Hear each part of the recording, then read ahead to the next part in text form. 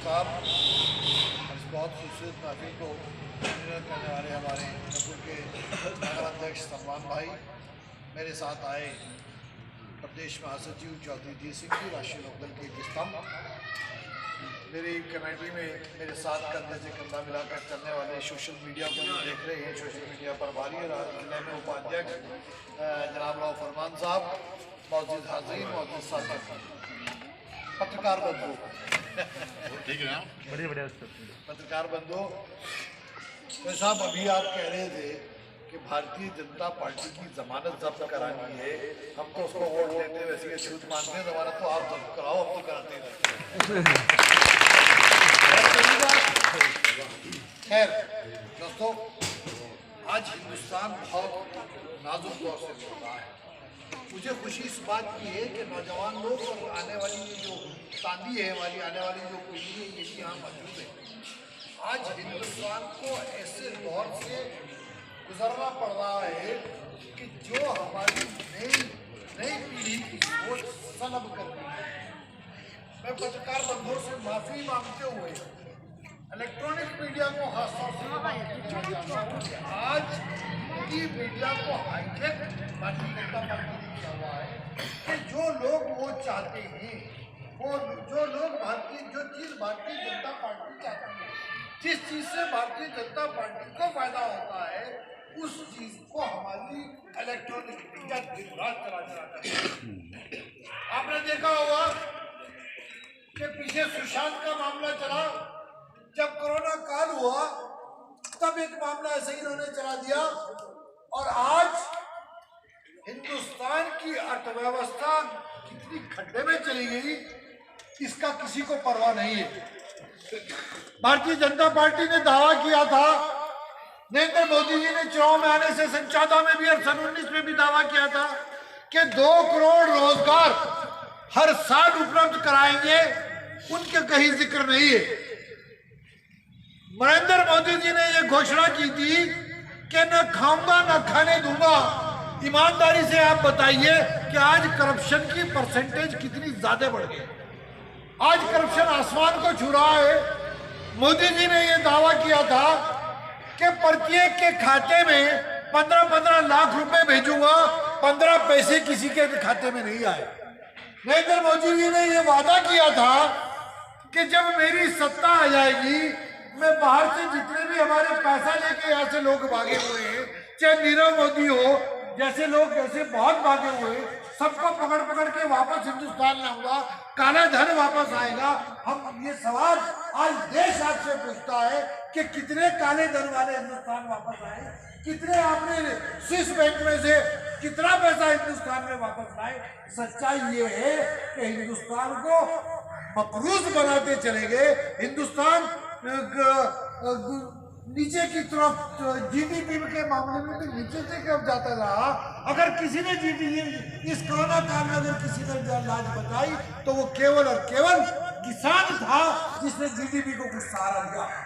और आज उसी किसान को आज 55 दिन हो गए, 52 दिन हो गए, आज 53 दिन, आज ठिठुरती ठंड में बैठा हुआ है। मोदी जी के पास इतना तो समय है कि अडानी जी के पोते को जाकर अस्पताल में देख कर आए, लेकिन इतना समय नहीं है कि इस किसान को, इस अन्नदाता को, जो इस देश की रीढ़ की हड्डी है, उसकी समस्या को सुने, उसका दर्द सुने, उसकी बात सुने। सरकार का हो रहा है, ऐसी उदासीन सरकार है। लेकिन दोस्तों, यहाँ अकलियत के लोग बैठे हुए हैं। मैं प्रिंट मीडिया के भी याद न करते हुए एक बात बहुत साफ कह रहा हूँ कि हमने हमेशा इस फिरका परस्त ताकतों का विरोध किया है। दोस्तों, आज भी इस प्रचंड बहुमत में भी 34% वोट भारतीय जनता पार्टी को मिला है, इसमें प्रचंड बहुमत उसका आया है 38%। 62% वोट आज भी भारतीय जनता पार्टी के खिलाफ है। लेकिन कारण क्या हुआ? क्यों वो लोग सत्ता में आए? क्यों प्रचंड बहुमत बैठे कि विपक्ष में लिखा गया।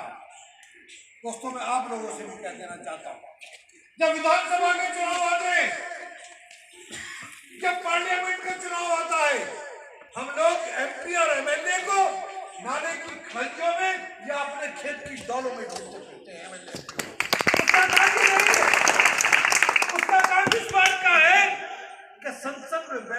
कैसे कानून बने।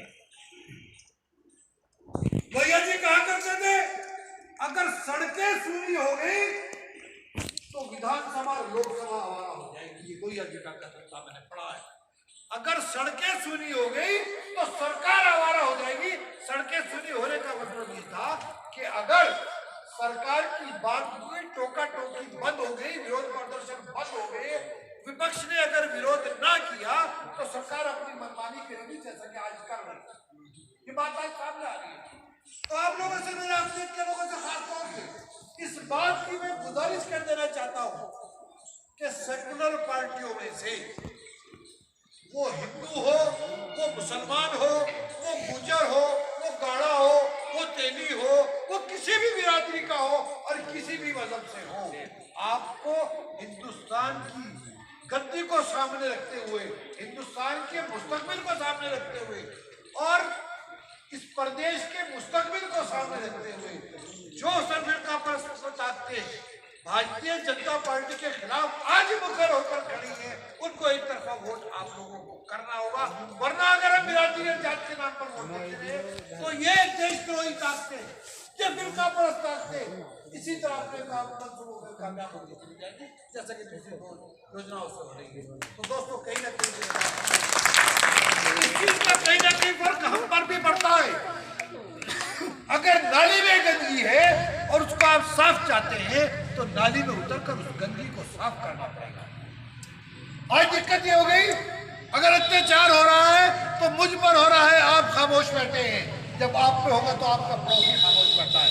हमने अत्याचार के खिलाफ आवाज उठानी छोड़ी। आज ईमानदारी से बताएं, दिल्ली बॉर्डर पर कितना किसान बैठा है और कितना किसान यहां से गया है। अगर सेकुलरिज्म की राजनीति आपको करनी है तो किसानों की आवाज में आवाज मिलानी पड़ेगी। मैं मुबारकबाद देता हूं जैन चौधरी को, मैं मुबारकबाद देता हूं चौधरी अजीत सिंह को कि 84 साल की उम्र में भी 4 बार वो लोग उनके साथ बैठकर आए हैं। अपना जन्मदिन वहां मनाया, चौधरी चरण सिंह का जन्मदिन किसानों के बीच मनाया। तो दोस्तों, ऐसी पार्टी को जो फिरका परस्ती से हमेशा लड़ने के लिए तैयार है, उसे हमारी जिम्मेदारी बनती है कि हम उसको ताकत दें। अभी चौधरी धीर सिंह जी गिनवा रहे थे, यहाँ अकलियतों की एक बहुत संख्या बैठी हुई है। यहाँ से लेके मेरठ, मुजफ्फरनगर और अलीगढ़ तक कोई एक नेता पश्चिमी उत्तर प्रदेश का ऐसा बता दो जो चौधरी चरण सिंह और चौधरी अजीत सिंह के स्कूल में ना पढ़ाओ, वहां से वो नेता ना बनाओ। आज वो भले ही किसी पार्टी में हो, आज अमीर आनफा किसी पार्टी में हो, आज आपका जो मुजफ्फरनगर के कादिर राणा किसी पार्टी में हो, आज मनव्वर हसन या उनके बेटे किसी पार्टी में हो, लेकिन उनका धर्म, उनकी राजनीति, उनको नेता अगर बना है तो राष्ट्रीय लोकदल ने बना है। तो दोस्तों, हम उस किसान परस्त आदमी को, उस मजदूर परस्त आदमी को, उस सेकुलर आदमी को अगर हम भूल करते हैं, अगर हम उसको बुलाते हैं तो उसको नहीं बुला रहे, हम अपने मुस्तकबिल को बुला रहे हैं। आप लोगों से गुजारिश करने आओ, निकाय चुनाव भी होंगे। आज जिला पंचायत के चुनाव सिर पर है, त्रिस्तरीय पंचायत चुनाव चल रहा है। प्रधानी के इलेक्शन में हम हाथ नहीं डालेंगे, लेकिन जिला पंचायत और प्रमुखी का चुनाव राष्ट्रीय लोकदल यहाँ अपने मुद्दे पर जरूर लड़ेगी। मैं पत्रकार बंधुओं को उसमें आप लोगों को साथ देना होगा। समीकरण के आधार से उसमें कैंडिडेट लाए जाएंगे, लेकिन आप लोगों से मैं ये दरखास्त करना चाहता हूँ कि अपनी ताकत को अगर पहचानना है तो अपने वोट की कीमत और वोट की अहमियत को पहचानना है। जिस दिन वोट देने की बात होती है उस दिन हम छुट्टी मना लेते हैं। बड़ी विडंबना की बात है कि ये सबसे बड़ा, दुनिया के अंदर सबसे बड़ा लोकतंत्र, और यहाँ 65% मैक्सिमम 65% वोट की पोलिंग होती है, 35% लोग वोट डालने नहीं जाते। और फिर कहते हैं कि फिर का प्रस्ताव आ गई, फिर कहते हैं वहां ऊपर जुल्म हो रहा है। उस जुल्म को रोकने के लिए ही आपके हाथ में ये ताकत है, ये वोट की ताकत है। इस वोट की आप ताकत को पहचानो। तो दोस्तों, आप लोगों से मैं ये गुजारिश करने आया हूं कि इस बात को ध्यान रखना, जब विपक्ष का समय था, जब हम लोगों पर मुसीबत थी, तो कौन सड़कों पर हमारे लिए खड़ा था? आज कोई विधानसभा के चुनाव नहीं है, 2 साल 1.5 साल अभी विधानसभा के चुनाव में बाकी है। लेकिन आप लोगों से ये दरखास्त, अगर उस वक्त मैं ये बात कहता तो शायद आप ये बात महसूस करते कि आज ये वोट लेने के लिए ये बात कह रहा है। लेकिन 1.5 साल बाद चुनाव विधानसभा का आएगा।